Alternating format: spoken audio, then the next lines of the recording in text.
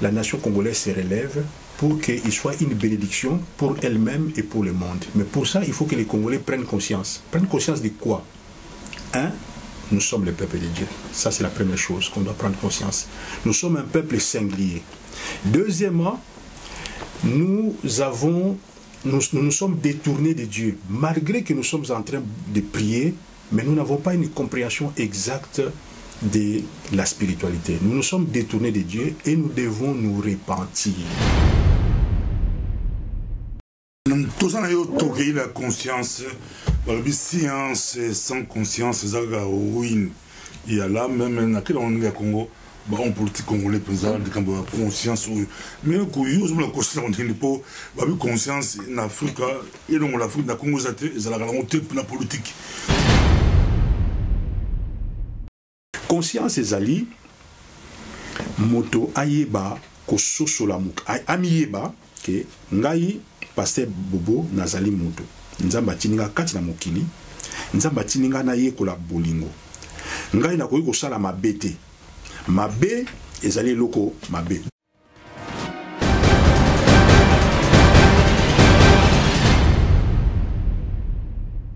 Chers téléspectateurs du micro du pasteur Bobo, partout où vous êtes à travers le monde, nous vous disons bonjour ou bonsoir. Ça dépend de l'heure à laquelle vous nous regardez. C'est Bruxelles, Bruxelles, capitale de la diaspora congolaise, mais aussi capitale de l'Europe. Nous sommes avec Ekoumani Woti. Je crois que pour Ekoumani Woti, on pourrait dire que Bruxelles, ça pourrait être aussi la capitale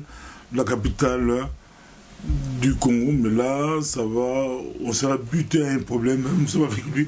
Bonjour, Ekoumani Woti. Bonjour, pasteur Bobo, et bonjour, cher ami.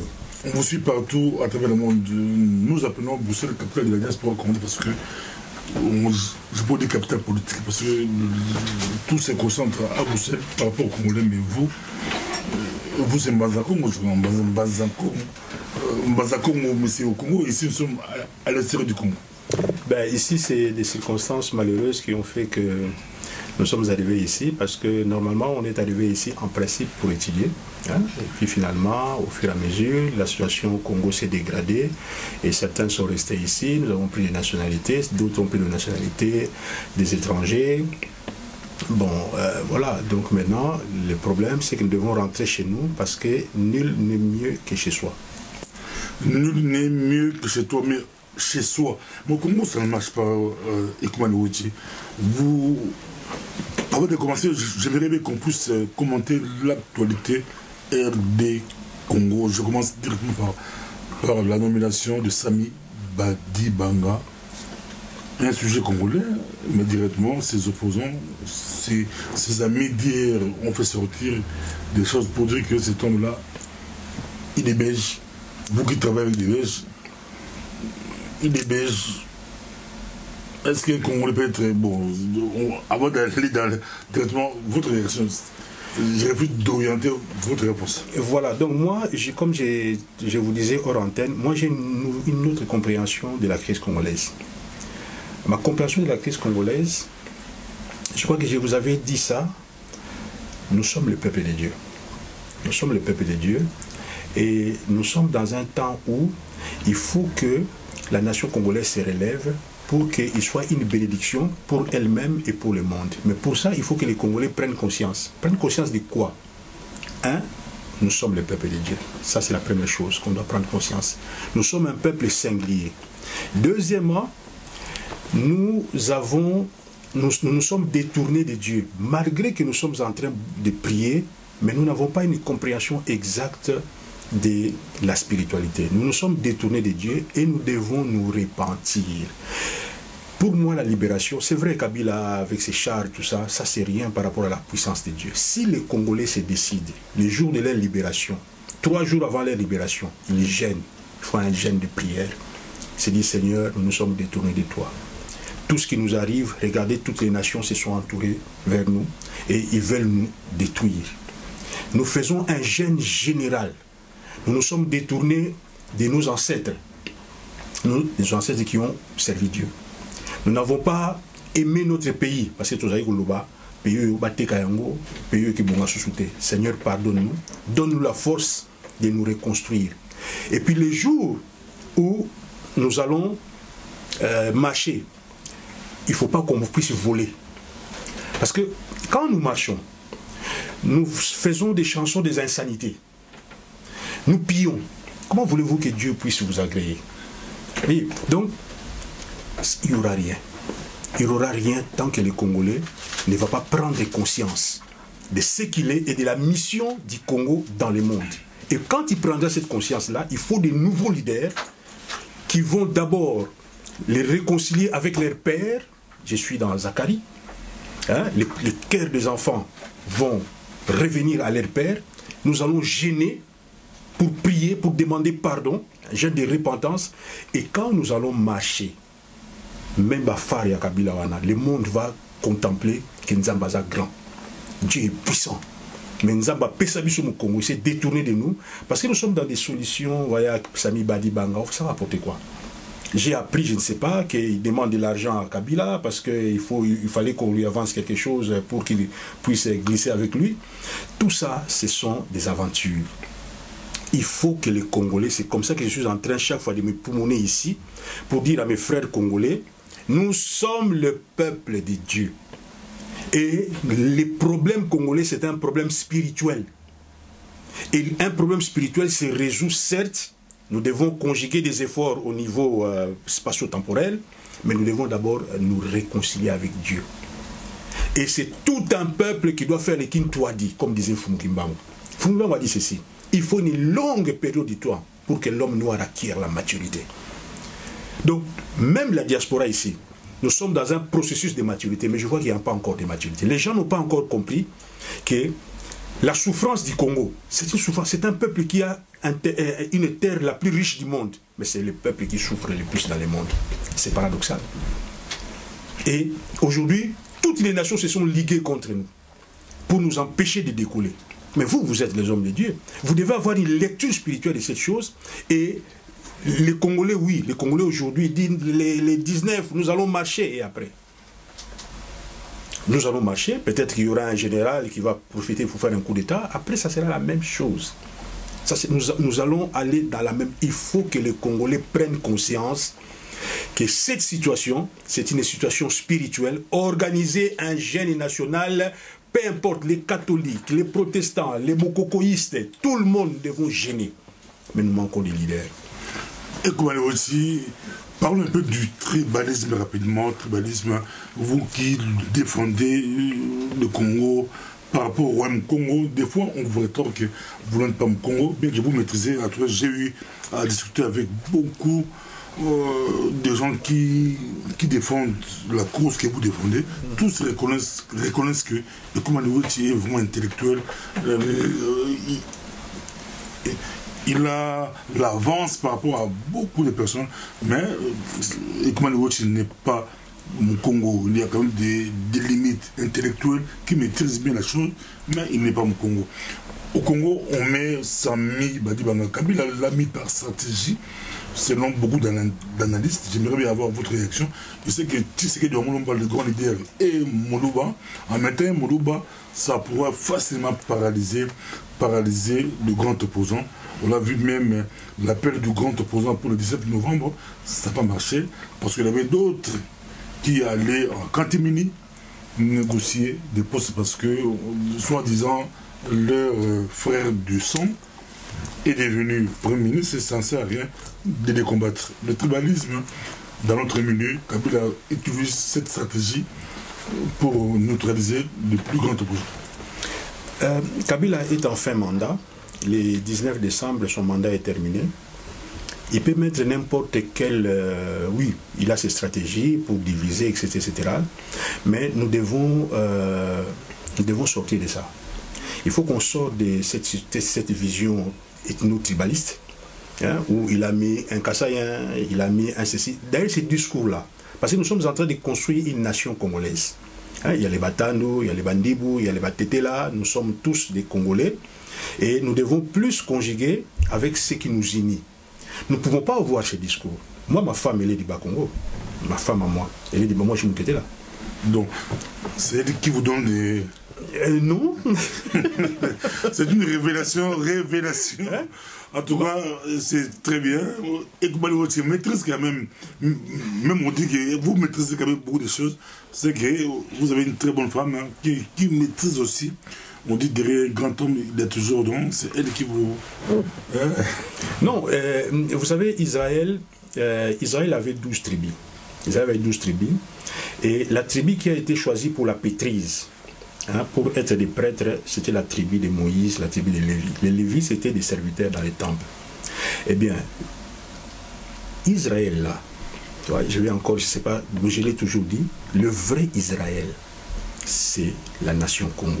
Et nous avions 12 enfants. Nalukengo, il y avait des Mutombo là-bas, il y avait 12, il n'y avait pas tous ces noms-là qu'on voyait dans notre cosmogonie. Et les Bakongo ont été choisis par l'Éternel pour être les gardiens du temple. Donc, la prêtrise, vous allez voir, les Fumukimbango, les Matai Mwanda, tous les grands hommes qui ont fait des gestes spirituels dans notre cosmogonie viennent du Bas-Congo. On doit les reconnaître ça. Ce sont des gens, d'ailleurs, qui nous ont mis là-bas Congo. Pourquoi? Parce qu'ils nous ont mis sens et la sorcellerie. Qui nous ont mis. Qui nous ont mis peuple qui est très avancé. Dans le Nzambe à Kouyi. Tango à Kouyi, Maïle Wana, à Kumsa, Maïle Mabé. C'est ça le Kindoki. Quand vous voyez, c'est un peuple basé dans la sorcellerie, et tout simplement, qui est très avancé dans la connaissance spirituelle. Mais Kouyi, comme dit connaissance spirituelle, tient aussi au service du mal. Pourquoi? Parce que c'était un peuple où il y a une connexion à Tata Nzambe. C'est ça, la sorcellerie, dans le sens il y a Mabé. Évidemment, dans l'Afrique, mais particulièrement dans le Congo, parce que les prêtres sont des serviteurs de Lucifer. Nous sommes en train de tout faire pour tout zongisa Bonzambe. Parce que Bonzambo, ce n'était pas pour nous aider. Oui, vous avez une connaissance approximative, il y a Mouto. Si vous avez Mouto, si vous avez Kendaka, à passer dans le tribunal. Et puis, si vous avez passé dans le tribunal, pour éviter. C'est ça ce que je vais expliquer un peu aujourd'hui. D'abord, il y a aussi au Congo, mais j'ai vu que il faut couper ça pour éviter. Que les gens comprennent un peu le monde spirituel. Tu vois? Donc, les Bas-Congo, c'est la prêtrise. Tout ça, on a deux prêtrises. La deuxième civilisation, c'était les Bas-Congo. Mais la première civilisation, c'était les Baluba. Non, ça, le débat, voilà. On s'est dit que ma prêtrise, et tu as troublé, tu as m'a troublé. Congo, Bango, soirée de Bango, il avance par rapport à Bango, c'est-à-dire prêtrise, il y a un barab pour Futaka, Bango, Islam, par Bango, Bango, Bakolo, Bagipembe, Baila Maï, Baila Zamba, Babaki, Bonzambe, Babako, Bakoko, Bango, Babaki, Kobe, Lanzambe, Moulou, par la Bézaïe, il y a des juifs, donc chaque peuple a oulé laka, les bâtiments Bakola, est-ce qu'on s'est contredit des temps au baguette? Déjà, il y a un terreur qui est à l'acception de Zambie. Pour Bako, on a biso baye bakan Zambie. Au Bako, on a biso bazalaka interdépendant. Oui, Batabatu baye côté le bango dans Zambie le bango pe. So que qui peut bangala bar Zambie le bango, qui peut ba Mongo, qui peut ba Swahili, ba Katange, baye Zambie le bango. Dans des minutes que muto Katanga pour abonder dans Zambie pour être na ba Congo, muto ba Congo a rentrer la Kasai. C'est que la possibilité de passer on se contredire ce que nous baguer nous la tribu me conduit par la police là on se contredire na comprendre les questions très bien maman batata bandeko donc ezali boye omoni bakoko na biso nyoso zaka mutu moko même au mona Chiluba c'est l'ancêtre du Congo nous na bagi mukolo moko awa muluba soki azoluba be mukongo azoluba muluba oyokai la pesa ba similitude même na kitete là mais au moins il y a un système à caste, c'est-à-dire que tribu nous avons je vais encore aller un peu plus loin tribu la biso au moins par exemple tété là bazabo chudi forgeron hein au komona bangala bazaba chasseur parce que batuna batu bazali ko se spécialiser na contexte il y a environnement au bango bazalaki mais bon nzambe bayebaki yango bango nyonso bayebaki pe nzambe azalaki yango zaite ke bazala ba nzambe belé non Dieu nzambe ampungutulendo ko benga ye nde bangala paza ba benga nzakumba mais ezaka nzambe moko batetela ba ko benga ye unya shongo donc le soleil de la vie parce que derrière le soleil c'est Dieu bazo benga unya donc unya shongo lolongo wazala likolo mokonzi monene ba nani babenga mungu baba ba luba babenga maweja nyangila babenga ke el moko vidi mukulu le premier homme le premier ancien le premier homme vidi mukulu parce que il y a un homme au ciel l'homme spirituel le premier homme ba Congo pe babenga gaye vidi mukulu babenga gaye Mwanda Velela le Saint-Esprit Mwanda Velela le Saint-Esprit. Et ça ka nzambe moko mais ba Congo ndenge ba yuda bazalaka to pesa na contexte ba yuda ndenge bino boyebi hein omoni ba yuda nzamba organiser ki biso abino na ko pesa spécialisation na peuple na mabota ba Congo bazwa ki prêtrise ya temple bango bazaki basali na kati ya temple bazali ba nenza kunivunda donc ntsakuni vunda par exemple comme on a mutu la Eli bazo benge Eli mais na ba Congo c'est netuti antia qui oya kenali na char de feu to yibaki ba ko na biso ba yibaki ozomona donc toza na katia confusion parce que to yibi beaucoup ko na biso te comme on a une vrai combo ya Eli netuti antia. On a eu une histoire récente et comme on dit, ça va être pour tout côté, là c'est tout côté caractère, tout côté conscience. Non, c'est pas nous nous sommes que nous tout côté la conscience.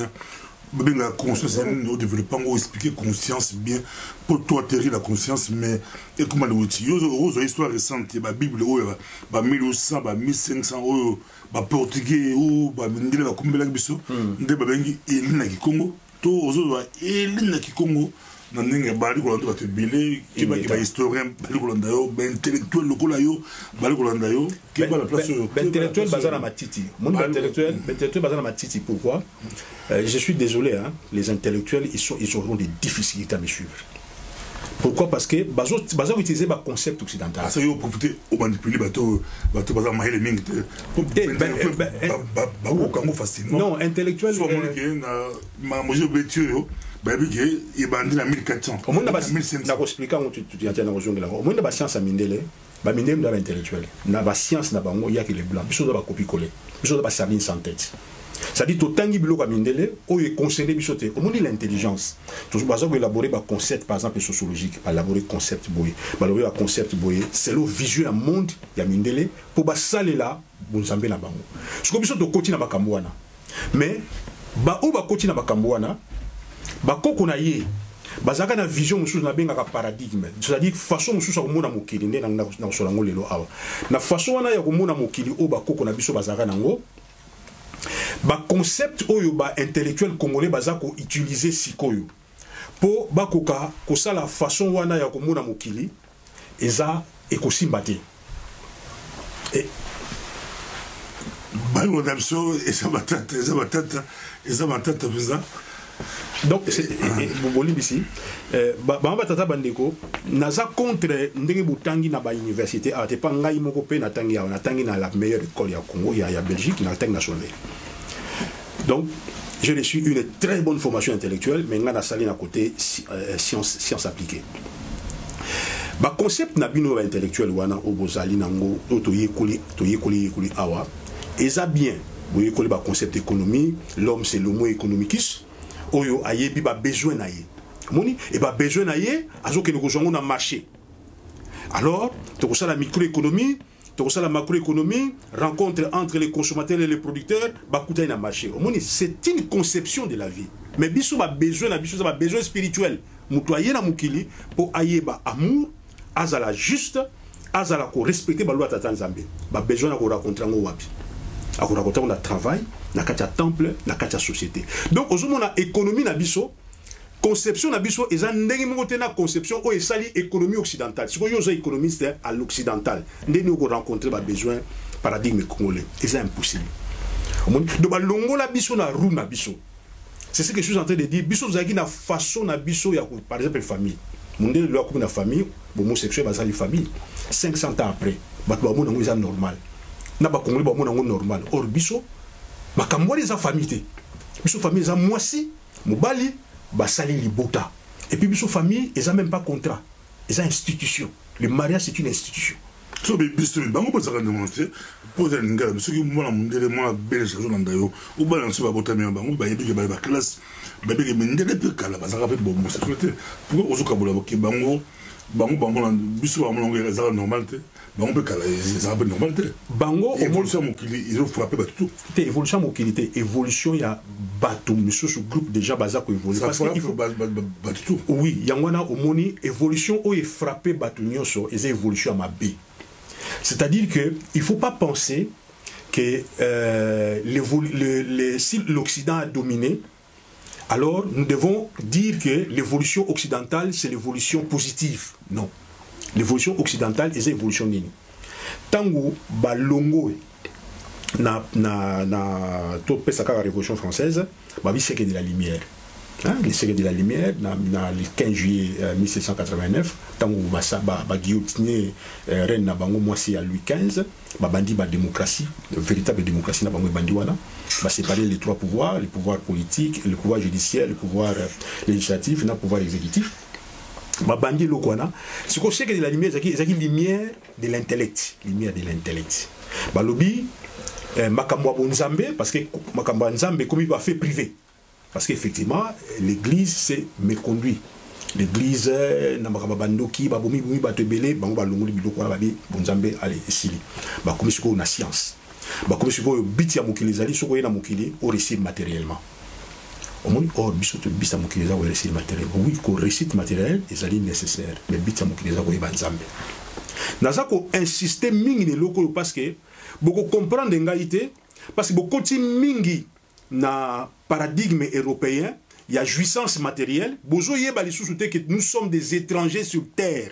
To latika ka nzoto, poto ya ko kolisa bonzambe. C'est vrai le roi to latika nzoto, photo lia, photo lala, photo tambula malamu, mais ali but existentiel te. Mundela sali et loko wana but existentiel, bisoto komi séduit, nzokande bisoto yebaka que motoye po ye ko la bolimo. Aïe pour la justice, aïe pour la pureté, bah la création. C'est quoi vous voyez que l'on wapi, vous voyez que l'on a misala. Nengazo sala, nengazo ko inventé, nengazo vanda na mwasi naye, nengazo kolisa bana naye, nengazali ko gérer mboka naye, ta le to ba politique ezali eza lokuta. Pourquoi ba maman la biso ba politique eza lokuta? Politique mundele eza ka lokuta. Ezala awa eza ka lokuta. Mais yango moni bakoko na biso ba politique eza makama lokuta parce que bakoko na biso les politiciens ba politiciens bantumwa ba o batambusa tata batambusa mokili baza bato ensemble bakusaka te.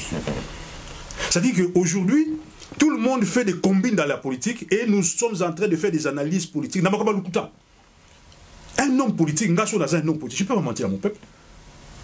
Je ne mentirai pas à mon peuple parce que je suis d'abord un serviteur de Dieu. Les secrets de l'État je m'étais, je ne vais pas mentir.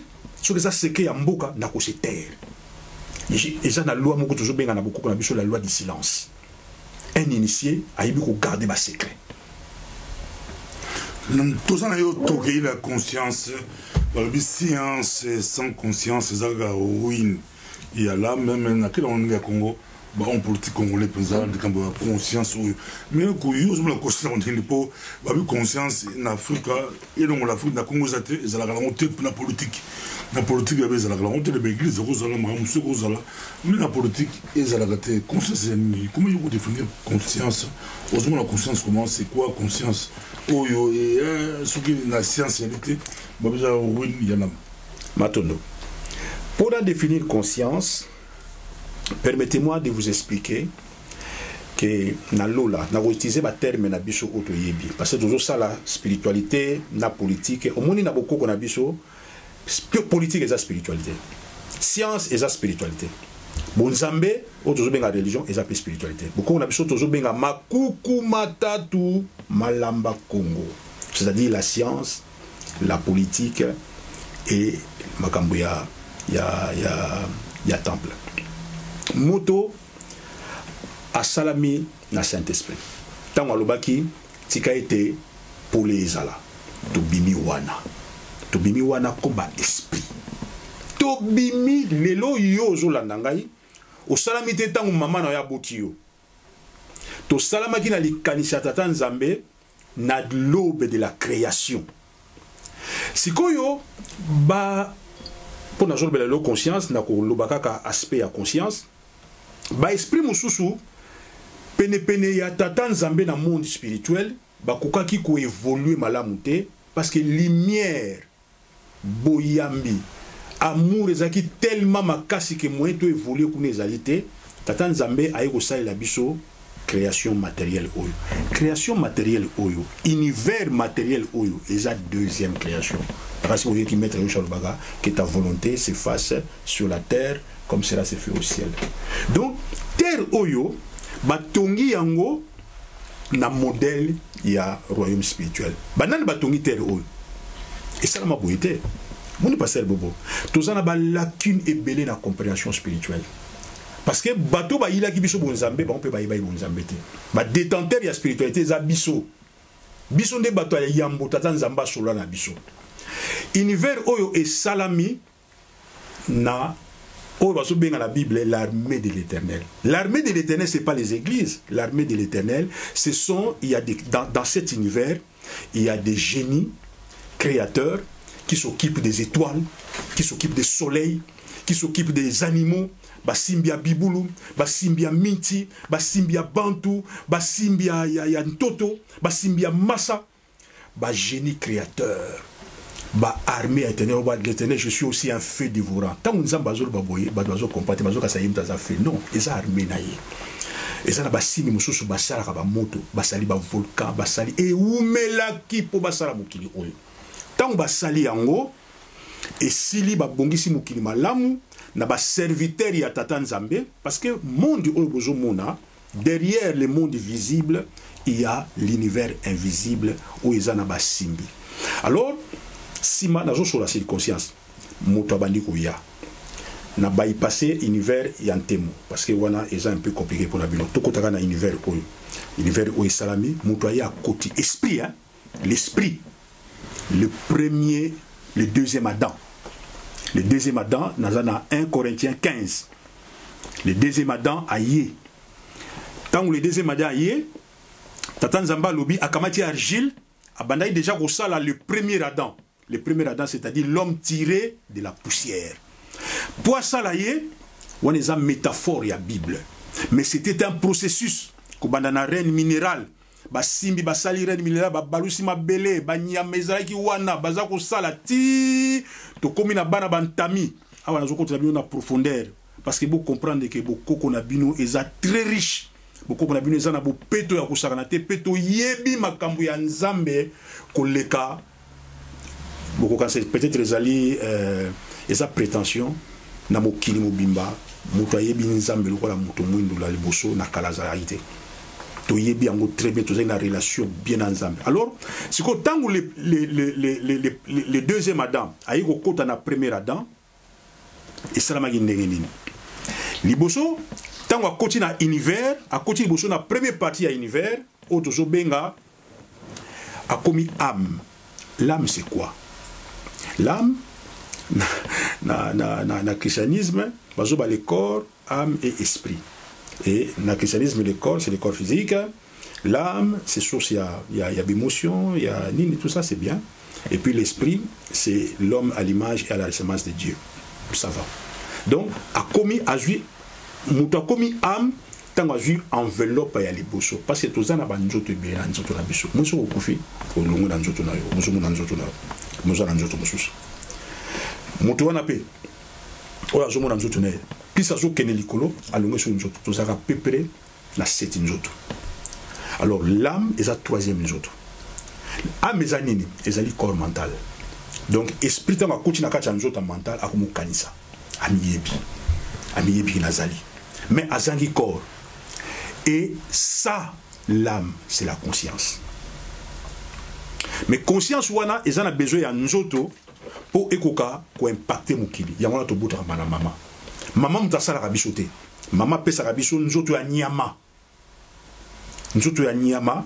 Sikoyo amwana eye ezui nzoto mususu intermédiaire na ko so bien peut-être moko mususu na initiation et continue nzoto siko tango ekotaka na milieu ya grossesse mama moni mwana ningani mwana soka ningani ezingela ça mwana ningani esprit koti la mekoti mais liboso et bandi ko sala monter monter basala liboso ti tango komi ezui forme ale am et koti wana ti moto ayi ko bima na 9e mois. Maintenant conscience tous a trois choses wana. Tous a conscience, c'est-à-dire le mental. Tous a na corps moko intermédiaire entre le corps physique, na corps il y a âme. Ce qui na bengi yango bokoloba boko crier bokoloba ezali makambo ya satanisme bato mosusu baluba yango corps astral. O bandoki bandoki ba bimaka wana ba bimaka na corps astral na bango. Tant que bandoki babima na corps astral bu bangate. Lingolo besate ke photo bimaka na corps astral. Non to oza mutu nyoso aza na corps astral. Mendoki a koma na technique ya ko bima na corps wana. A bimi nango biso bana nzambe tant to lotaka. Corps wana o lotaka yango ne corps astral na yo. Mokolo ko kufa et que comme siko réalité na yo. Mais à corps astral à mes anakati. Alors conscience est nini. Conscience est ali moto ayeba ko sosola muk. Amiyeba ke ngai pasteur Bobo nazali moto. Nzamba tininga kati na mokili. Nzamba tininga na ye kola bolingo. Ngai na koyi ko sala mabete. Mabe ezali loko mabe. Donc ozana ba notion wana nyoso kati na yo omiyebi o définir mukili. C'est ça la conscience. La conscience est ali tout ce que tu es sans action physique. Ce que tu misu au bosani makamunyo sozayi nango oyo tikali wana eza conscience na yo. Conscience na yo et koki il faut la conscience à lumière. Et loko ni neze bebi sa biso na kati ya mboka na biso. Tous en a conscience où ils sont connectés dans le monde spirituel. Conscience na biso faut et ça la bilo comme ça tout. Bolingo. Pasteur, bolingo zani. Bolingo. C'est quoi l'amour? L'amour dans la cosmogonie africaine. Amour ezali relation. Col où ils sont collés dans le monde spirituel. C'est ça l'amour. Avoir de l'amour, c'est avoir une relation avec Dieu. Si tu n'as pas de relation avec Dieu, tu n'as pas d'amour. Amour, c'est un pseudo-amour. C'est un sentiment. Le vrai amour, c'est la relation que tu as avec Dieu. Et être juste. Être juste, c'est quoi? Être juste, c'est et l'okonyo se fait un équilibre. De quoi pesio apesio café yope lobi pesa e café zala juste kozala te na nyongo ya mutu donc makamunyo so ya yo faut tambla en équilibre ndeko apesio service rendre service na yo et être pur pureté zanini ko respecter ba loi création ce que mon loi création à force à gravitation ezali na ko bambana ko tenter nzambete parce que ce ko ko na 5e étage ko bambana prier ndengo lingi et ça et simbate parce que ba loi nzambe eza nature nzambe oya chena kati mukili siko toye bien ngonyo sote nde tata nzamba lobaki bo lata nzoto bo koye kolango koye kolana eza passe donc ya ngi bien conscience de toi conscience siko omoni to comme la conscience animale toi sur la conscience à bon nzambe te muta perdre conscience à perdre relation na nzambe parce que un homme conscient c'est un homme qui a la sagesse d'en haut. La sagesse d'en haut est pure. Alors, et là, on est bambo na biso. Les lots, on a même la politique. Nous faisons la politique pourquoi? Nous faisons la politique pour tout battre la mboka. Est-ce que nomination à Sami Badibanga, et ça pour nous battre la mboka? Et ça va gérer. Pas combine. Biso toucher la politique, ça va la politique, ça compliqué. Tout ça va ventir. Or, n'a beaucoup la biso non. C'est pas ça la politique. Et ça va ventir. Moi, je ne peux pas commenter des choses comme ça. Et ça, vraiment, mayoto, le rabat Mickey. C'est-à-dire que tout ça, même dans le niveau international, et ça va ventir. C'est-à-dire que tout ça, qu'on détruire mon kili à Tatan Zambé. T'as la comme 21, tout détruire mon kili. Parce que le paradigme, vous êtes dirigé mon kili, bateau, ce sont ces deux malades qui dirigent le monde. Aujourd'hui, le monde est dirigé par des malades. Les gens, la science sans conscience, mais laissez-moi vous dire, le monde politique n'a aucune conscience. Et ça, il y a bisoté. Il y a bisoté de quoi sous ma casse koleka, mais bah qu'on a bisoté tout moi, dans ma zone dirigée. Ce qui est camboyé, on a tout mis à Zambie avant. Tant qu'on va dans réfléchir, qu'est-ce qui est juste? Qu'est-ce qui est digne d'élévation? Qu'est-ce qui est digne d'être exalté? À cause s'entourer kaka n'a pas prophète. Banganga nzambe minene pour ça la ndenge na mboko. Peuple pesa qui initié. Basi ba ibaki bo moi ces anini. Tout ça qui da mboka kitoko ngai kuma na lelaba. Tano zotala lelo politique lelo oromona to camere ba dribbler ba che badi banga pesuko ba osa 12 bozo sala nini. Siko en quoi les Congolais vont se retrouver? Et puis qu'on se retrouve les Congolais à côté matériel, côté toujours télématé pour tout zonga na science ya Tata Nzambe, tout ça la société na biso pour honorer Tata Nzambe. Non. Aujourd'hui, à Popoti, Togolia Nini, à Bana Bazana Nzala, oui, mais ce n'est pas ça le but de la vie. Bota la reine animal, Bazala Biloko Nyoswa, Bafandi Malamu. Mais il y a que le problème dans Kacha Mokilo, ils ont les reines des hommes. Pourquoi on appelle ça sur libre arbitre? Tout ça n'importe quoi.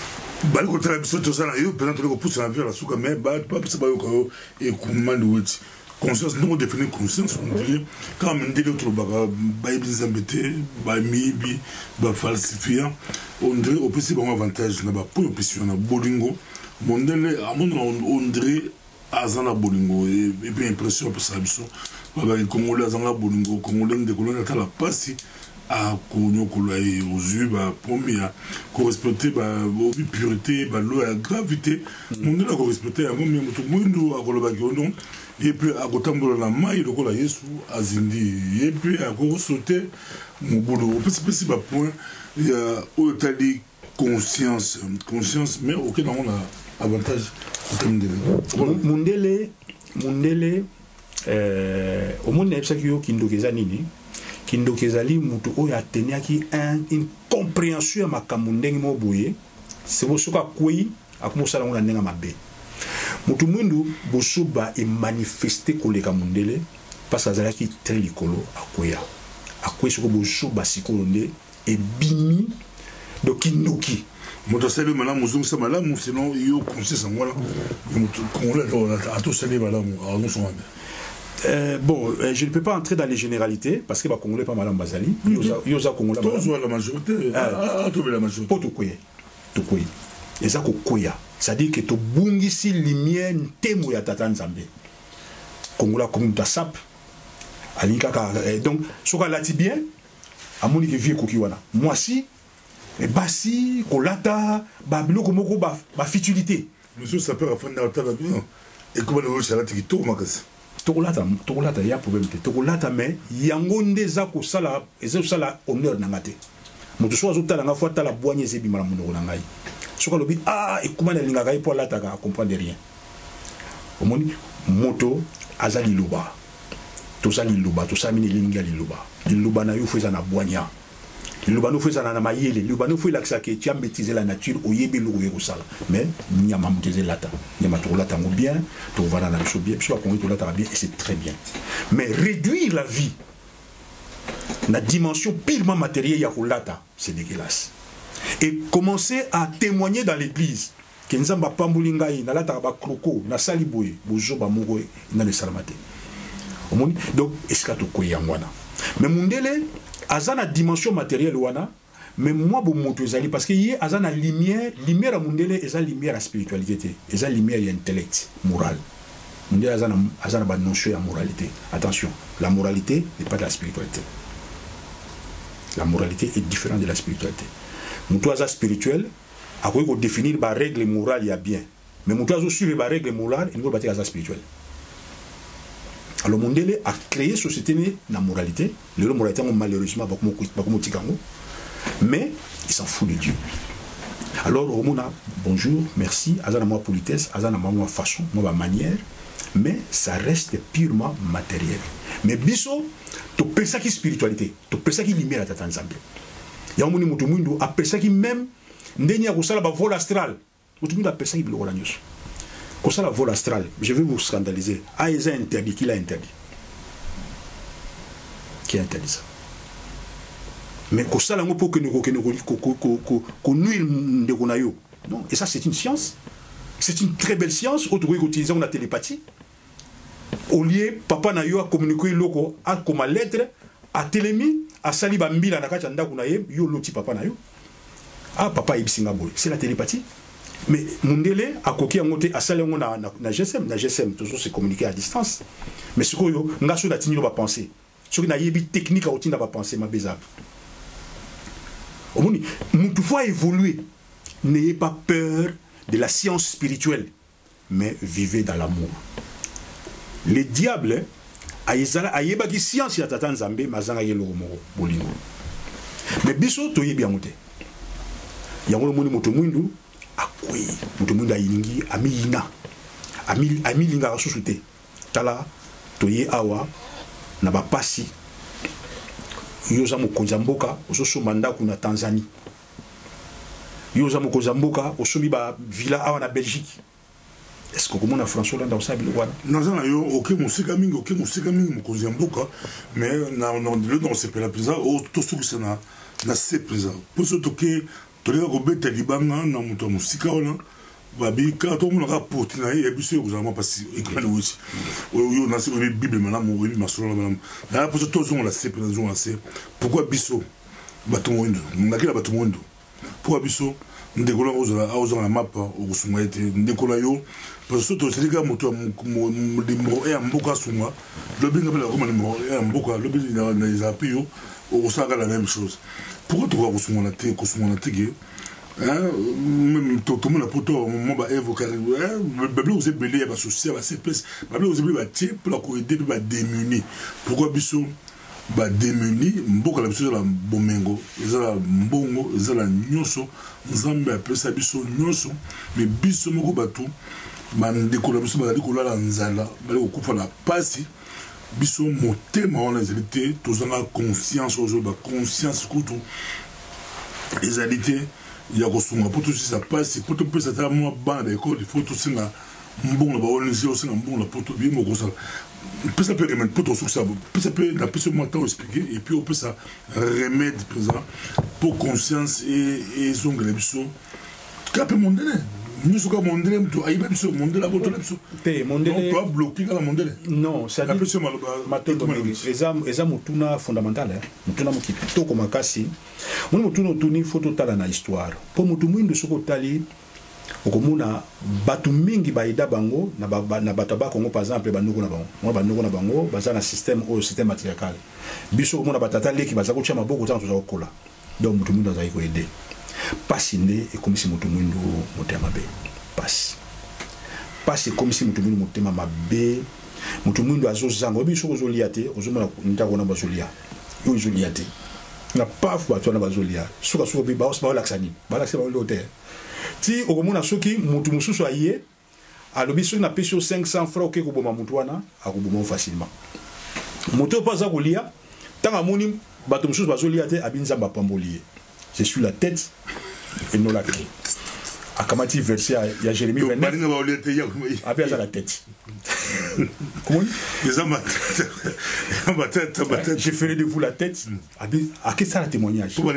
Pour baninga bazo souffrir. C'est un témoignage naie. Soka bimi accident yemoko. Batnyo so akufi ah nzamba zanaye. Donc nzamba inga batnyo so inga batnyo so akufi anate. Mais soko landi pe pour que ça mine ngwana voiture ya la contrôle technique. So il y a un contrôle technique d'accident dans le matin. Donc motema kundu. Ah c'est pour la pambola même il y a le kundu pour baninga ba souffrir. Baninga ba souffrir. Ce qu'il y a moni munene na nzambe ndengwana. Amona moni na nzambe parce que batnu so ba souffrir. Yo oyo mususu na quotidien na binzambe sala pe na ngayo nzambe sala pe motema na ba nzembo motema mabe.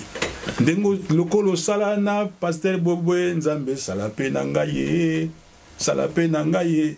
Pourquoi motema mabe omoni biso zakite ro nzema la munakala soto kei et pas mutu mwaza na mbongo omona to moyemba biloko nyonso ekotikala na mokilo yesu on va pas dire motema mabe mutaza na mbongo na ye yo ngo ki ngote yo zotie biloko yo mais c'est clair biloko etika na ngemi ya apambulami pour zo ibanje mona omoni donc ozomona pasi donc to kobina spiritualité moko ya bakavu photo longwa na biloko wana pesa remettre tout sur ça remettre et comment de outil et c'est mon coloco quand pesa sagesse photo cultiver amour omoni bandeko muto yo zo lula oyebi vina ete tamsu muto zo lula so ba pesa ki yo vina ye ongo ko kangote lelo zo mona pasteur Bobo ozo mona lelo ba nini ba comment on dit ça bato bakomi ko ya mingi pa na ye mais oyebi histoire na ete tamsu ayina ba déboire ya kosana te mais siko tango ozo mona yo zo ba nzambe sala pe na ngai lokolo sai na Bobo non Bobo azana vina ye Bobo azana histoire na ye sepela ndenge nzamba sai na Bobo mais asala pe na yo ndenge basai na Bobo te parce que boza vie moko te bokola ke sika moko te bo uti pe na planète ya molimo moko te boza pe na mission moko sur terre te donc il faut d'abord tous accepter que ezana ba leader politique Papa Tshisekedi accepter Papa Ngwanda accepter Papa Tshisekedi tous accepter tous se soutenir parce que moto na moto alona kaka eloko ye abuki donc tous na bolingo to longola motema mabe et puis to ye ba sens ya politique mais poto ye ba sens ya politique wana to ye ba sens ya mboka poto se libérer na ba situation oyo na kusuka wana bana ya Congo il faut bo tourner mitema na bino pa ya tata Nzambe bolo ba tata opesi biso mboka kitoko tala mokili ndenge ezingi biso bato balingi biso lisusu te bazoboma biso mpona likambo boye bazoboma biso na papa toye epai na yo obimisaka bana Israel tokenda ta ndenge wana obimisaka bana Israel okasaki bango mai monene nzambe toyebi yo nzambe sala bosali bokili ya même 3 jours biso nyonso ezala ba leader bakili tovandi tolali na basaki na se tobi nzambe ya Congo se manifester toko teleba mukolo songolo toko tambula boyiba te boyemba banzembo ya nzambe bozo kumisa nzambe na nzela bino bokomona mokileke kamwa bakobeta masasi na kasi masasi ya kezwa bino te parce que nzambe onga na sambelaka nzambe ya kimbango aza nzambe et puis bo tosenga bolimbisi to tourna tema na biso na batata na biso batata papa Kasavubu papa yo président ya biso ya Yambo jour akufaka to yebi bana mais biso tozala même na monument moko na Congo pona moto wana comment batu ya boye bakoyi ko pambulama premier président aza nulle part na kacha banali ya Congo il faut tout tourner bato basaki bafumuki mbango 30 ans de souffrance beja tcheye pona lipanda ya Congo butia bato pamba wana donc tozana bato ebele to pesa batata na biso mu Congo to komika ko se tourner vers bapaya to ko longwa na malédiction oyote parce que ce qui se passe au Congo ce n'est pas par le 17 décembre akomona rien pour amona quelque chose il faut que vous peuple congolais vous réconciliez avec Dieu tozami tema mabe tozana paradigme ya bien te to koti na bizaleli ya malamu te tondima yango de toutes les façons bokoloba batu bakoloba na ndenge na bango mais c'est que Koumani dit même 10 ans maloba na nganga soki bosali onga na zolo na binote pour mon nzela te. Merci beaucoup ezalaki maloba na suka se bosali oyo baliko pesa autorité to bola nzela te ezalaki maloba ya suka nde to monali prochainement likambo ya conscience oyo et comment le outil a bêti c'était merci nous te prochainement bye bye.